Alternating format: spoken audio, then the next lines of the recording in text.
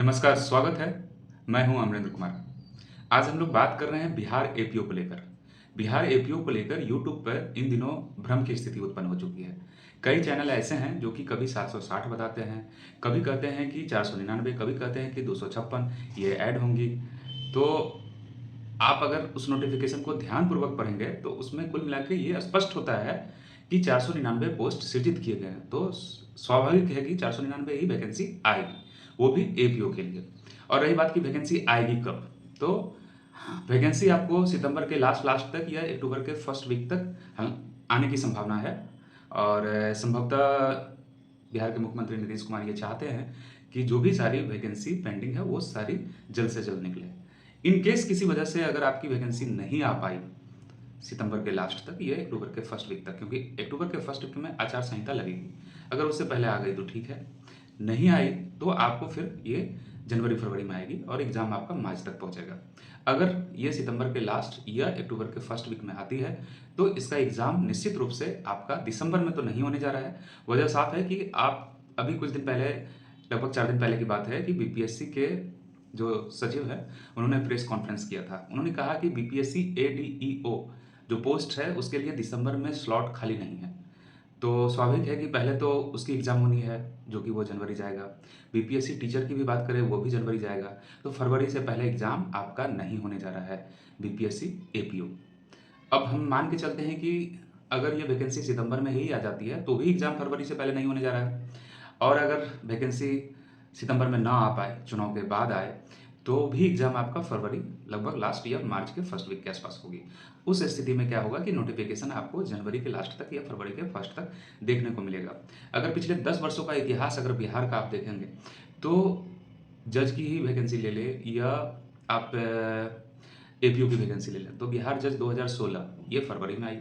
Exam कब हुआ था? तो जून जुलाई में हुआ था। 2020 में आप आइए, 2020 में एपीओ की वैकेंसी कब आई? फरवरी में आई। जज की वैकेंसी कब आई? मार्च में आई। तो ये तय है कि अगर आ गया ये वैकेंसी, आ गई ये वैकेंसी सितंबर के लास्ट लास्ट तक तो ठीक है, नहीं तो ये आपको जनवरी के लास्ट या फरवरी के फर्स्ट वीक में या सेकंड वीक में आ ही जाएगी और एग्ज़ाम वही फरवरी के लास्ट या मार्च, ये मान के चलें। अब इस पे कई लोगों का सवाल होता है जो कि उनका कहना रहता है कि हमने इनरोलमेंट नहीं कराया है, तो ऐसे लोगों के लिए क्या है उपाय?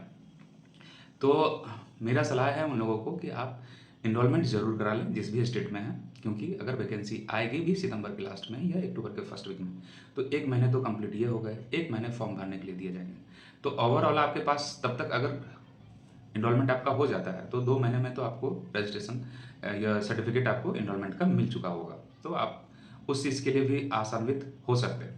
रही बात कि पहले का क्या इतिहास रहा है बिहार एपीओ का, तो आज तक बिहार एपीओ में कभी भी इनरोलमेंट नहीं मांगा गया है। आगे के बारे में अभी बहुत कुछ बदलाव हुए हैं तो अभी कुछ भी करना जल्दबाजी होगा क्योंकि नोटिफिकेशन आया नहीं है। हाँ, आपने रजिस्ट्रेशन नहीं कराया है तो वो ज़रूर करा लें, वो आपको आगे बिहार जज में भी काम आएगा या किसी भी स्टेट के एग्ज़ाम में जज में काम आएगा। अब खासकर ऐसे लोगों को मेरा एक कहना है कि जो लोग थंबनेल पे उल्टा सीधा डालते हैं कि नोटिफिकेशन आउट, बहुत लोगों का मेरे पास कॉल आता है, मैसेज आता है कि क्या सही में वैकेंसी आ गई है। तो जिनको कोर्स बेचना है ऐसे लोगों से बचिए, क्योंकि वो तुरंत आपको जो है हरियाणा की भी तैयारी करा रहे हैं।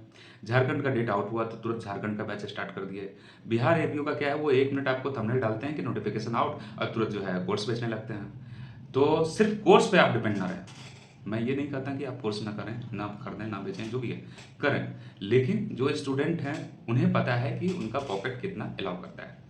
आप सिर्फ ऑनलाइन कोचिंग के भरोसे बिल्कुल ना रहें, क्योंकि वो आपको पूरा सिलेबस पढ़ाने लगेंगे। ऐसे में क्या होगा कि आप उस सिलेबस में ही उलझे रहेंगे। तो आप अपनी रणनीति एक अलग ज़रूर रखिए कि एग्ज़ाम में किस तरह के क्वेश्चन आए हैं, किस पे हमको, क्योंकि समय कम है, आपके पास अभी 4 वैकेंसी है, सामने-सामनी वैकेंसी है, जैसे एक झारखंड है, हरियाणा है और उसके बाद आपको यूपी है, बिहार है, एमपी की भी बात हो रही है। अब एमपी की ही बात हुई तो एमपी पे भी मैं कुछ बोल देता हूँ कि जो यूट्यूब के चैनल वाले हैं और कोचिंग चलाते हैं, सीधा उन्होंने कर दिया 610 पोस्ट आ रहा है।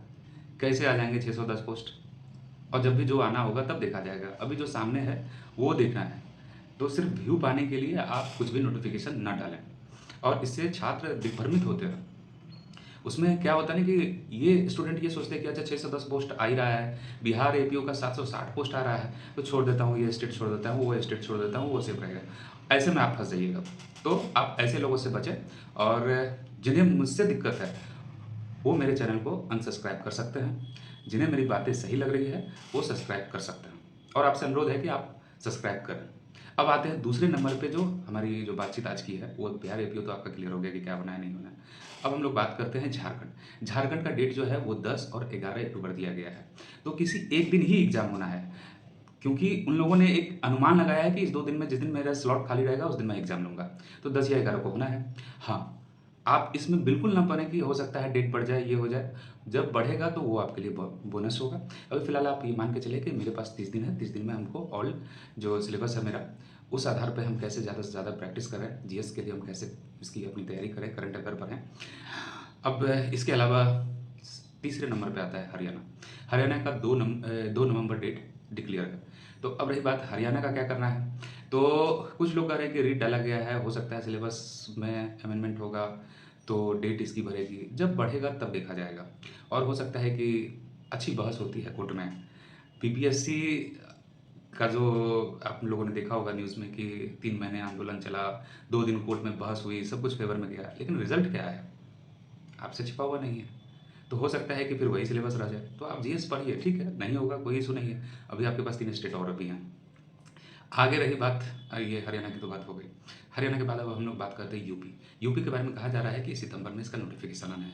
ठीक है, आप यूपी की तैयारी करें क्योंकि यूपी और बिहार सिलेबस लगभग सेम है और बिहार जब आएगा तो बिहार आपको देना ही है। और एमपी की बात, एमपी का भी आया नहीं है। जब आएगा तो देखा जाएगा, लेकिन ओवरऑल कुल मिला के यही है कि लॉ पढ़ना है, करंट अफेयर पढ़ना है। हाँ, मेरा क्या स्ट्रॉन्ग पक्ष, उस पर हमें मेहनत करना है। कोचिंग के चक्कर में ज़्यादा मत पढ़िए। हाँ, पढ़िए ठीक है, क्योंकि आपके पास सिलेबस नहीं होगा, आपको सही मार्गदर्शन की ज़रूरत होगी। लेकिन मैं अभी जो 2 दिनों से पूरा यूट्यूब देख रहा हूँ, तो ये लोग क्या है ना कि कोर्स बेचने पे ज़्यादा फोकस करते हैं और इस बात से मुझे दिक्कत है। तो अगर आप हमारी बात से सहमत हैं तो ठीक है, नहीं भी सहमत हैं तो कोई बात नहीं। आपका खुद का अधिकार है कि आप क्या करना चाहते हैं, क्या करेंगे। बहुत सारी बुक हैं, अगर आप हिंदी मीडियम वाले हैं तो वो प्रैक्टिस सेट बनाइए। बहुत सारे इंग्लिश मीडियम के बच्चे हैं, वो ये प्रैक्टिस सेट बनाएं।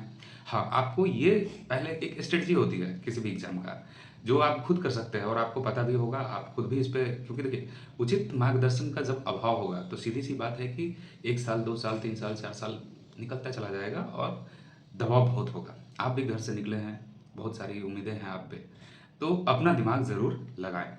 नहीं तो अ, आप जिस एग्ज़ाम की तैयारी कर रहे हैं, जिस एग्ज़ाम के बारे में आप जानते हैं कि 3 साल पे, 4 साल पे, अब बिहार एपीओ का ही ले लीजिए। मैंने एक वीडियो बनाया था 2024 के अगस्त में, 256 पोस्ट, सच या झूठ। तो इसका मतलब क्या है कि 2024 के अगस्त में ही अखबार में आ चुका था कि 256 वैकेंसी आ रही है और आज 1.5 साल होने को है।